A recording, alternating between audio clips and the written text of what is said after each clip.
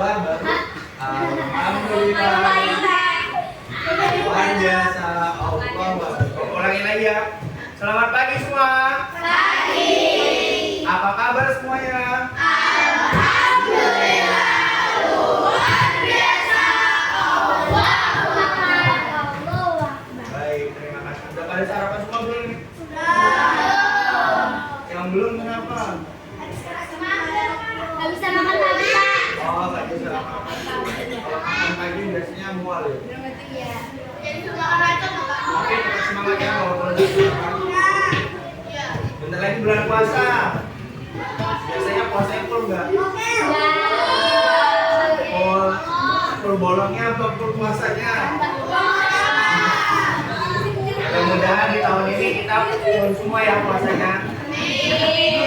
Hari ini kita pelajaran IPA itu di bab 6 melanjutin yang kemarin ya tentang selanjutnya, yaitu tentang Indonesiaku Kaya Hayati ya.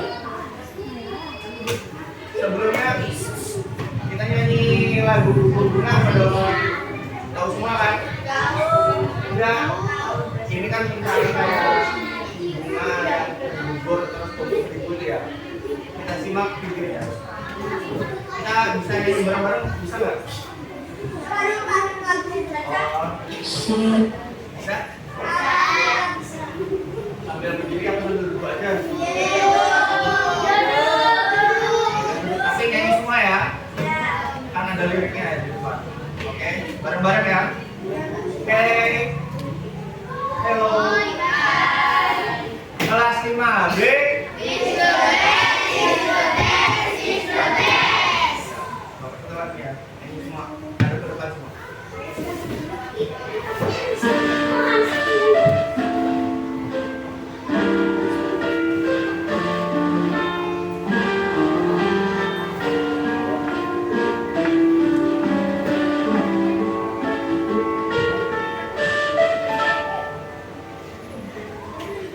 Betapa hatiku takkan pilu telah gugur pahlawanku.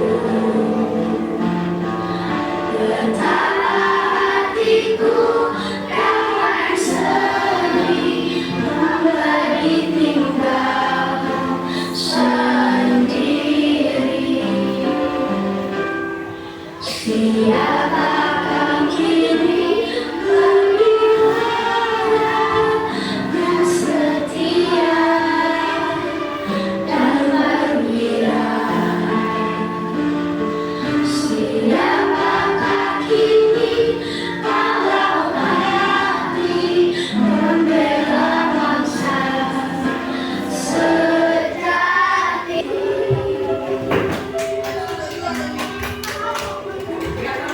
Matiin video di depan ya.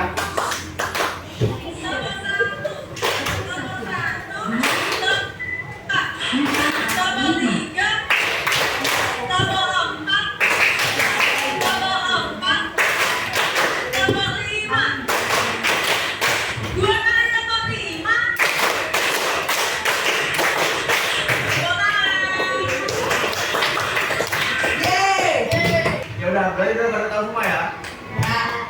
Coba bapak instrukturnya kalian yang tepuk tangan ya. Tepuk 1, tepuk 2, tepuk 3, tepuk 4, tepuk 5, tepuk 3, tepuk 3. Ulang. Masih belum kompak ini. Jadi tepuk 1, tepuk 2, tepuk 3, tepuk 4, tepuk 5, tepuk 3,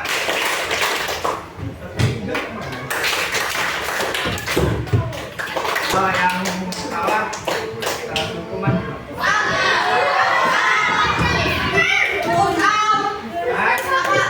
Coba nerangin tentang materi yang akan dipelajari ya. Jadi harus fokus, nggak boleh salah, oke? Oke. Kita ulangin. Tabok 1, tabok 2, tabok 3, tabok 4, tabok 5, tabok 2,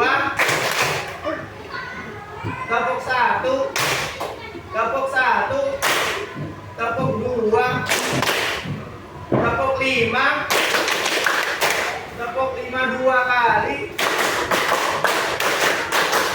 Oke, tepuk tangan buat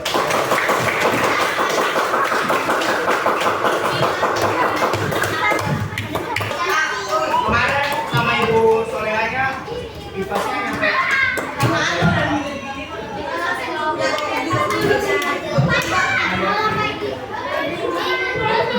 ini bab 6 yang topik B ya. Ini tentang Assalamualaikum warahmatullahi wabarakatuh. Salam sejahtera dan salam bahagia buat semuanya.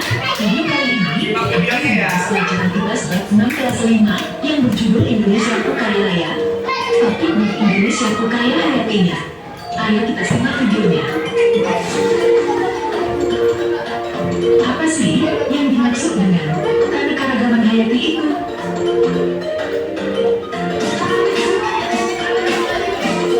Indonesia yang terletak di garis khatulistiwa menyebabkannya kaya akan keanekaragaman hayati. Sebagai negara kepulauan, membuat tempat tinggal penduduknya juga menjadi rumah berbagai jenis flora dan fauna di darat maupun di laut. Selain itu, Indonesia juga memiliki beraneka suku. Keanekaragaman hayati adalah keanekaragaman makhluk hidup manusia, hewan, tumbuhan, serangga, burung, dan mikroorganisme dengan adanya variasi dari gen, spesies, dan ekosistem pada suatu tempat atau lingkungan tertentu.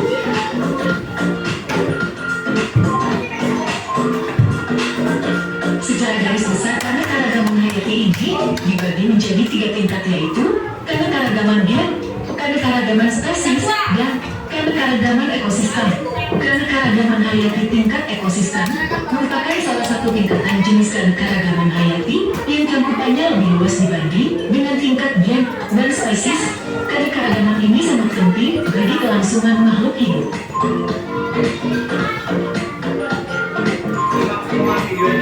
Di dalam ekosistem tersebut, seluruh makhluk hidup akan melakukan hubungan timbal balik, baik antar makhluk hidup maupun makhluk hidup dengan lingkungannya atau komponen abiotiknya.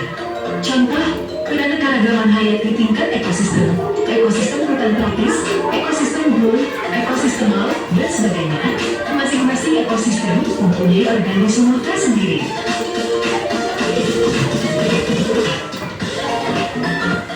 Keanekaragaman hayati tingkat genetik, genetik hal yang berhubungan dengan keturunan atau gen.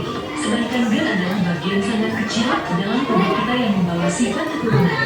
Walaupun termasuk satu jenis makhluk hidup yang disebut manusia, tetapi manusia berbeda-beda. Ada yang berkulit putih, sawo matang, kuning langsat, atau hitam, rambutnya pun ada yang lurus, keriting, atau ikat.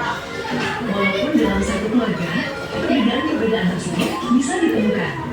Inilah yang dinamakan keanekaragaman genetik. Perbedaan-perbedaan tersebut dapat terjadi karena dalam setiap makhluk hidup terdapat gen atau pembawa sifat. Dan inilah yang mempengaruhi sifat-sifat manusia, termasuk sifat fisik.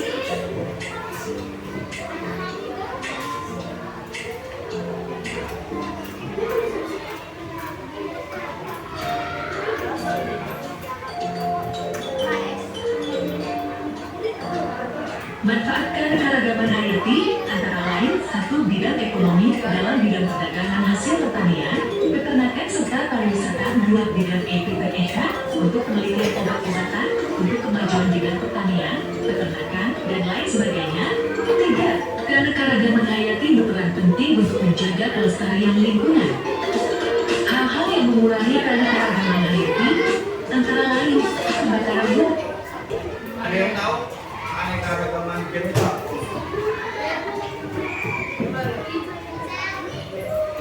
Ada yang tahu? Coba kelompok kedua. Apa? Keanekaragaman gen. Ini kelompok 1 ya, kayak kemarin ya. Kelompok 1, kelompok 2, kelompok 3, kelompok 4, kelompok 5 ya. Jadi kelompok 2 apa? keanekaragaman hayati.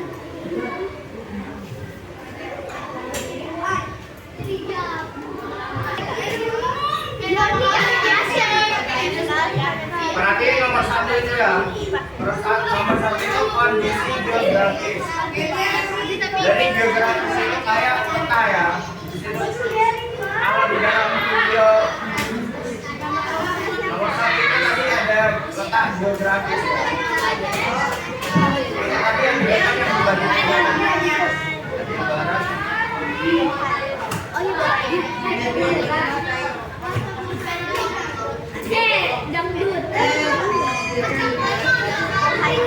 Agia buat semuanya, video kali ini akan membahas pelajaran IPS bab 6 kelas 5 yang berjudul Indonesiaku Kaya Raya. Topik di Indonesiaku Kaya Hayatinya. Ayo kita simak videonya.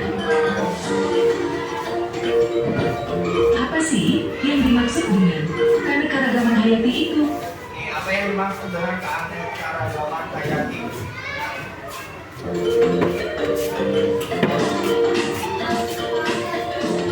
Indonesia yang terletak di garis khatulistiwa menyebabkannya kaya akan keanekaragaman hayati.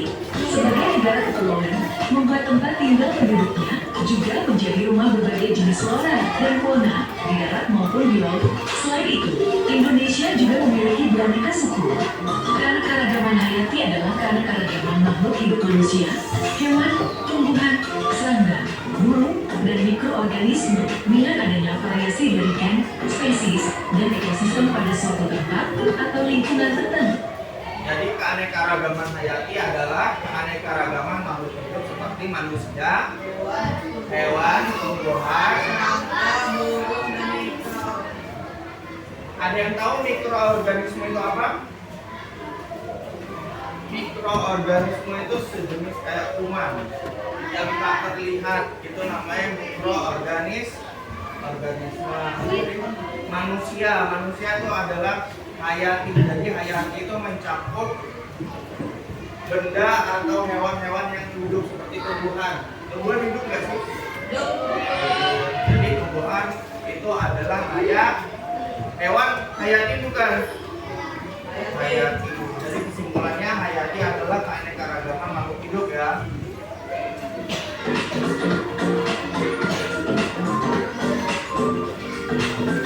Secara garis besar, keanekaragaman hayati ini dibagi menjadi 3 tingkat, yaitu keanekaragaman gen, keanekaragaman spesies, dan keanekaragaman ekosistem.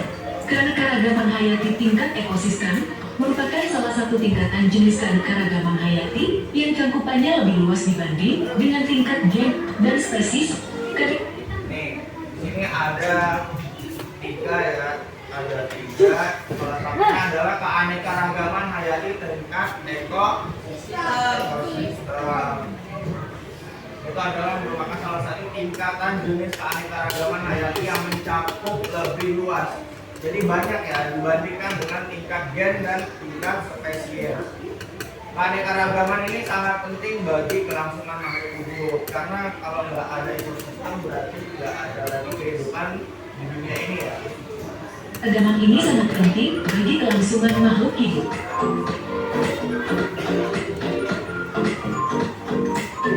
Di dalam ekosistem tersebut, seluruh makhluk hidup akan melakukan hubungan timbal balik, baik antar makhluk hidup maupun makhluk hidup dengan lingkungannya atau Nih, kalian itu melakukan interaksi timbal balik nggak sih? Ada yang ngerti nggak sih maksudnya timbal balik itu apa? Timbal balik itu misalnya kalian, contohnya kalian menggol teman kalian, ada reaksi nggak bisa dari teman kalian? Ada. Kalian berbicara dengan teman kalian, itu ada timbal baliknya nggak sih? Ada. Berarti kalian adalah termasuk dalam tingkatan ekosistem.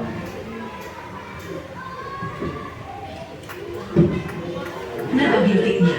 Contoh, keanekaragaman hayati tingkat ekosistem, ekosistem hutan tropis, ekosistem gurun, ekosistem laut, dan sebagainya. Masing-masing ekosistem mempunyai organisme tersendiri. Jadi ekosistem itu ada 3 ya, yaitu ekosistem tropis, gurun, kelompok 5 apa kelompok 5? Ada ekosistem ada 3, yang di depan ya. Itu ada apa aja? Tropis, burung, ekosistem laut.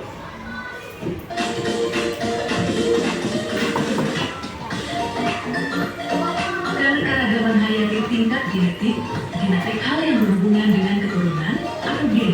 Sedangkan gen adalah bagian sangat kecil dalam tubuh kita yang membawa sifat keturunan. Ada yang tahu gen itu apa? Gen.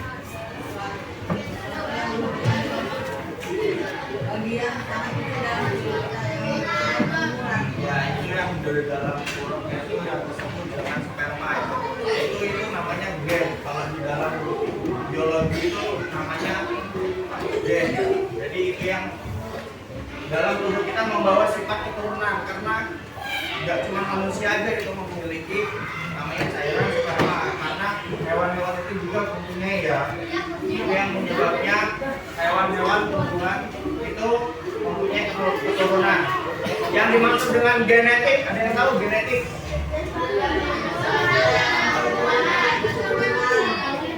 Maksud nggak sih? Nih, Bapak tanya, kenapa kalian itu bentuknya itu berbeda-beda? Hah? Beda orang. Beda orang, kenapa sih beda orang? Beda orang tua. Beda keturunan, boleh, terus? Boleh, terus?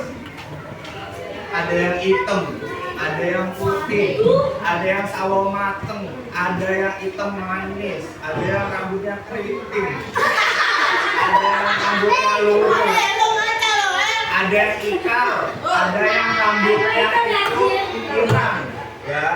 Emang dari bawah itu ada yang pirang.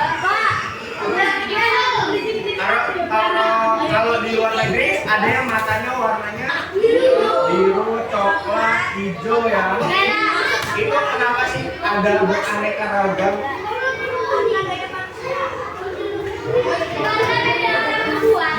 Nah, itu kembali lagi dengan topik kita ya. Itu bersangkutan dengan genetik. Karena adanya genetik itu kita ini berbeda-beda.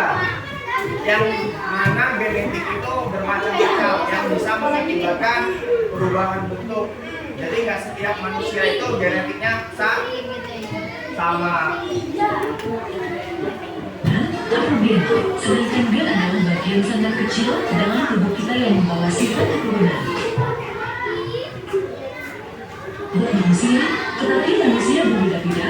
Ada yang berkulit putih, sawonan kuning langsat, atau hitam, rambutnya pun, ada yang mulus, keriting, atau hitam. Walaupun dalam satu keluarga, perbedaan-perbedaan tersebut bisa ditemukan. Inilah yang dinamakan keanekaragaman genetik. Perbedaan-perbedaan tersebut dapat terjadi karena dalam setiap makhluk hidup terdapat gen atau membawa sifat. Dan inilah yang memengaruhi sifat-sifat manusia, termasuk sifat fisik.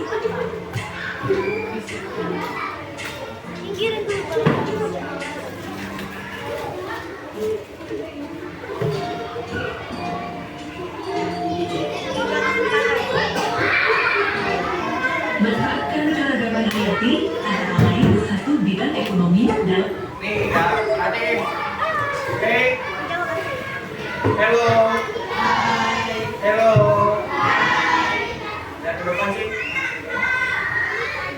Jadi di sini ada manfaat keanekaragaman hayati ya. Hayati itu tadi apa?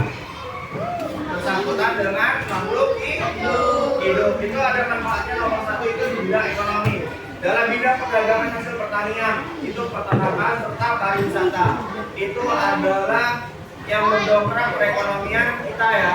Maksudnya perekonomian itu yang bisa menghasilkan uang atau yang bisa menghasilkan pakan kita untuk kita makan sehari-hari. Itu yang kedua, bidang iptek. Bidang iptek itu apa sih? Panjang dari iptek, ilmu pengetahuan teknologi untuk penelitian obat-obatan, untuk kemajuan bidang pertanian, peternakan dan lain sebagainya. Yang contohnya itu untuk penelitian. Kan sekarang banyak bermacam penyakit ya. Contohnya ayam bisa tiba-tiba mati. Itu ada. Terus kenapa ayam potong itu cepat pertumbuhannya? Itu semua dalam penelitian iptek itu udah ada. Itu adalah manfaat keanekaragaman hayati di dalam peternakan.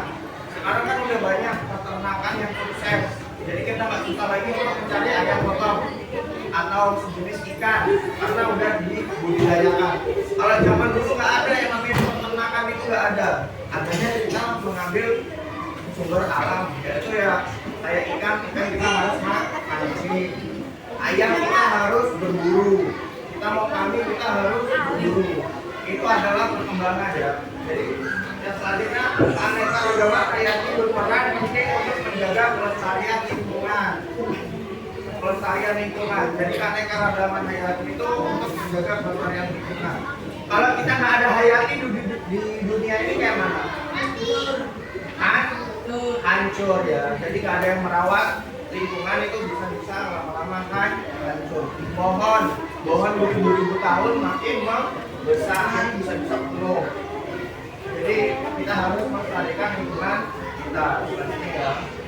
Dan perdagangan hasil pertanian, peternakan serta pariwisata dua bidang EPPEK untuk penelitian obat-obatan, untuk kemajuan bidang pertanian, peternakan, dan lain sebagainya. 3. Keanekaragaman hayati berperan penting untuk menjaga kelestarian lingkungan.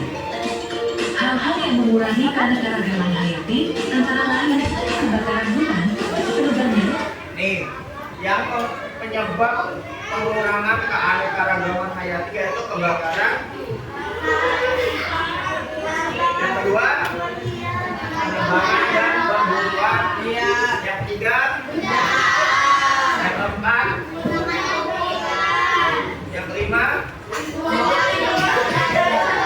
ya, karena sekarang itu udah banyak ya di kali-kali atau di sungai-sungai itu banyak yang menggunakan racun untuk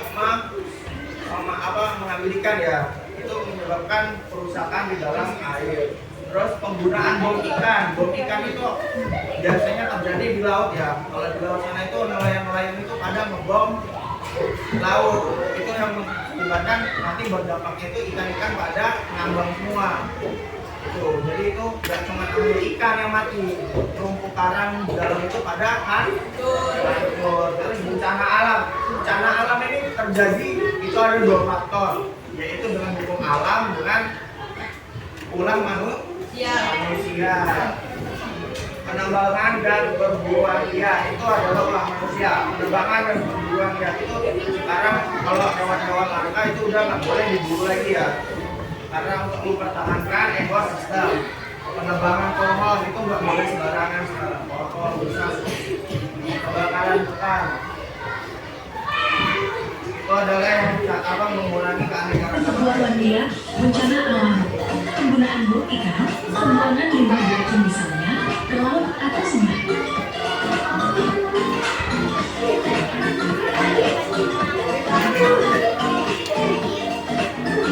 Peta persebaran fauna di Indonesia, menurut suratnya, fauna Indonesia dikelompokkan menjadi 3. Nih, fauna apa persebaran fauna di Indonesia? Fauna itu apa sih? Hewan itu. Jadi fauna itu di Indonesia ada 3 bagian, yaitu fauna bagian barat, tengah, dan timur. Fauna bagian barat, fauna bagian tengah, dan fauna bagian timur, fauna bagian barat, dan akan dipisahkan oleh garis lokasi.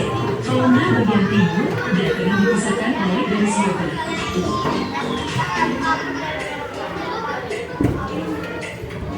Fauna Indonesia bagian barat disebut juga fauna asiatis. Tipe asiatis mencakup bagian wilayah Jawa, Sumatera, Bali, dan Kalimantan. Contoh jenis fauna Indonesia bagian barat antara lain sebagai berikut. Nih, fauna bagian barat itu ada mamalia. Mamalia, ada yang tahu mamalia itu apa? Hewan yang melahirkan. Jadi seperti gajah, harimau, Sumatera, badak berkepala satu, tapir, rusa, beruang, dan sebagainya. Reptil ada yang tahu reptil itu apa? Ya, telur. Reptil itu seperti buaya, kura-kura, ular, roket, biawak, dan anjing ya.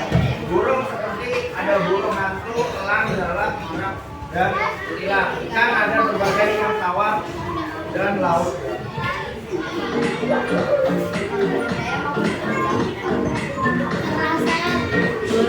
Indonesia bagian barat.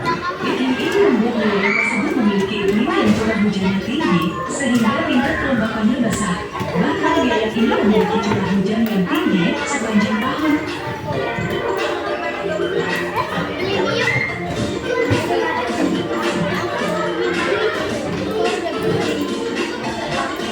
Contoh-contoh flora Indonesia bagian barat. 1. Kaplesia amelia bunga bangkai amalgam.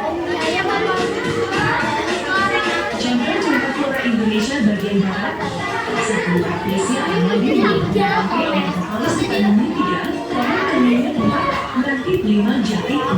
Pinus 7. Kalkun. Bagian barat itu biasanya masih di daerah Kalimantan. Jadi Kalimantan ini masih banyak pohon mungkin itu kayak yang di gambar ini kan itu nggak kelihatan. Tapi pokoknya itu beda sama pohon-pohon yang ada di sini. Yaitu seperti rotan di sini udah mulai langka ya. Kalau di Kalimantan itu masih banyak. Terus bunga bangkai itu udah jarang sekarang. Setelah hutan dan lain sebagainya. Fauna Indonesia Tengah. Benua Indonesia bagian tengah biasa disebut dengan daerah peralihan antara benua Asia dan benua Australia atau kawasan Molotov. Ditemukan di manapun.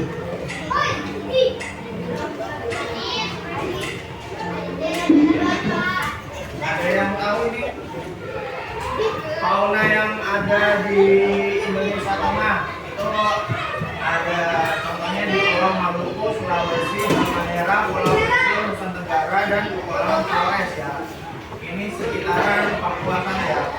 Itu banyak hewan-hewan yang unik yang gak kita biasa temui. Contohnya anoa, ada yang pernah tahu? Lihat anoa karena kita bukan di bagian tengah ya. Kalau orang bagian tengah itu ada biasanya masih banyak ada anoa terus babi rusa. Kita udah nggak ada ya. Terus semuanya hitam. Tapi kalau reptil biawak masih ada ya. Kura-kura masih ada. Ular masih ada.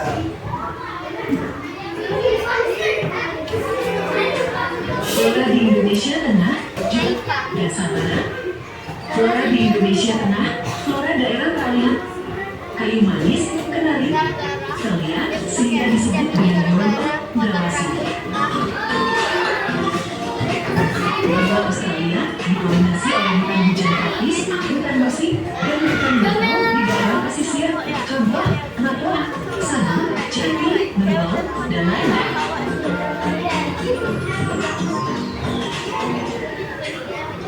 Pemanfaatan sumber daya alam dalam kehidupan satu. Sumber bahan pangan.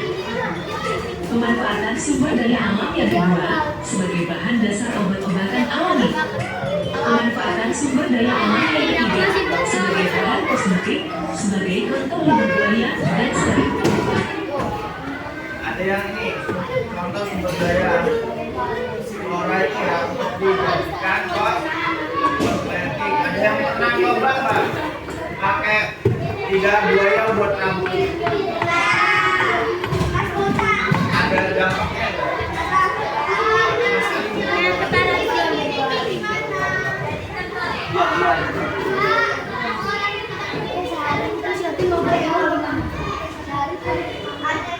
Ada yang tahu kosmetik lipstik itu sumber daya apa?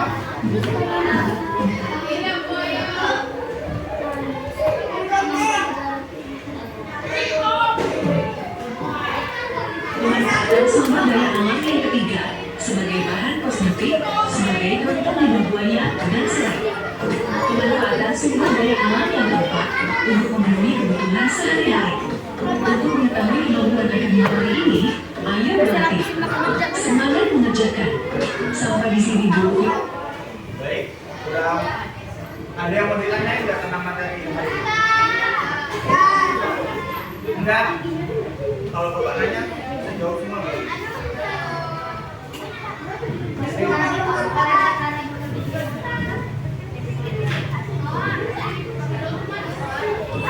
Udah cukup? Udah cukup semua kan kelompoknya?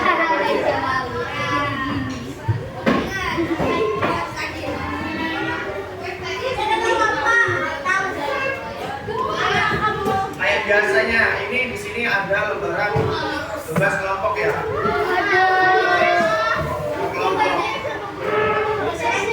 Ini nama kelompok. Anggota. Lalu ada soal-soal juga.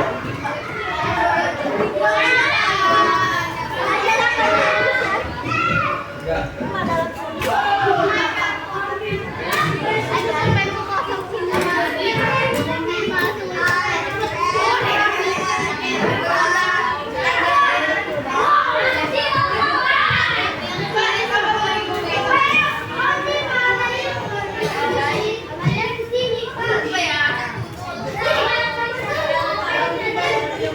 Terakhir ke depan semua.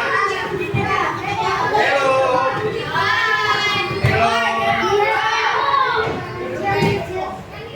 Ya di sini ada tujuan LKPD. Jadi kertas ini apa namanya? Lembar kerja peserta didik. Ya jadi itu tujuannya ada ya. Tujuan LKPD itu ya peserta didik dapat memahami keanekaragaman budaya beserta persaudaranya. Oke. Semoga bermanfaat. Sampai jumpa. Terima kasih. Ini ada jelas. Jadi suruh apa nanti pada tanya. Dijelasin nggak perlu dijelasin. Nah ya di dalam lembaran ini perhatikan semua itu ada tujuan LKPD. LKPD tadi apa? Jadi tahu kan? Jadi lembar LKPD itu ada lembar kerja peserta. Jadi itu ada tujuannya. Perhatiin kertasnya masing-masing. Bareng-bareng itu kertasnya. Itu ada tujuan LKPD. Sebutin satu-satu. Nomor satu apa? Bareng-bareng.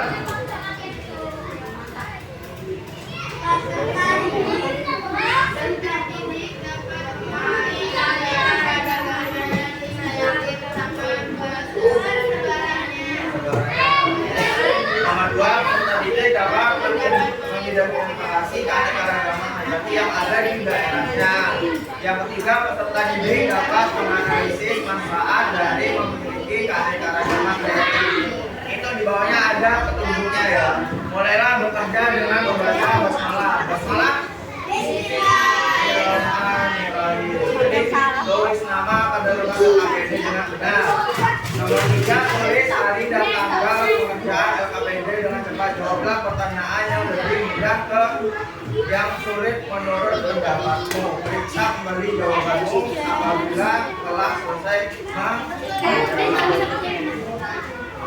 Kalau tidak muat ngerjainnya di dalam kolom ini bisa di belakangnya ya. Di belakangnya ditulis nomornya. Baik, udah paham semua tentang LKPD-nya? Kerjain secara berkelompok.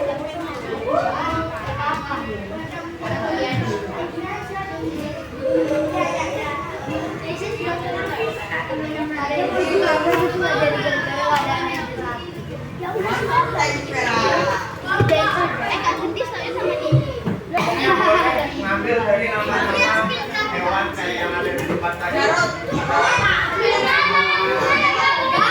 Atau bunga bonsai.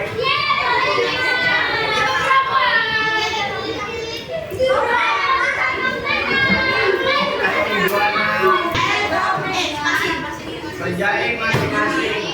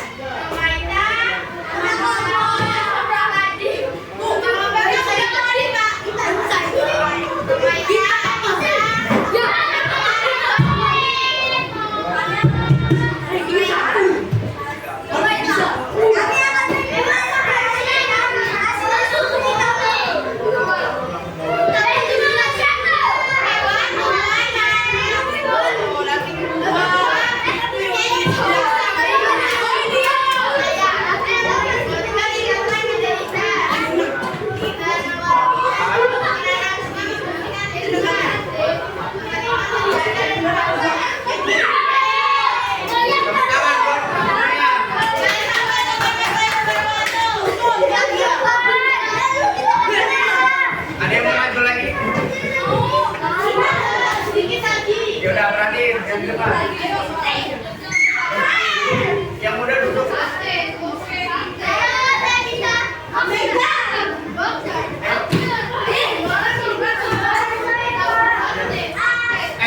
semuanya. Biar kita selesai kita cepat istirahat.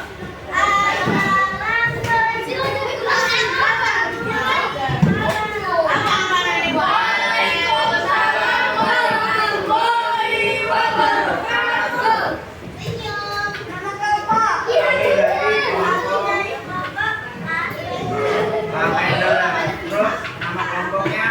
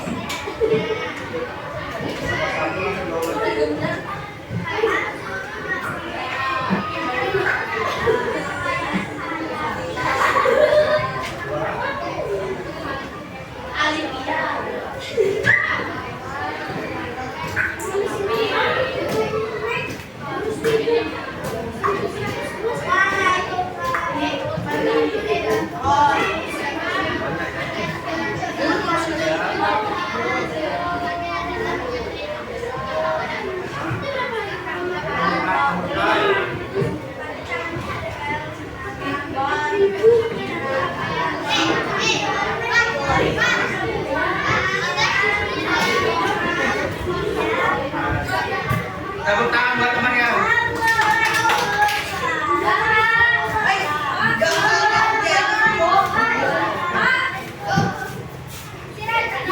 Udah ya. Yang lainnya kumpul aja. Jangan keluar dulu. Kita tutup dulu ya. Assalamualaikum warahmatullahi wabarakatuh.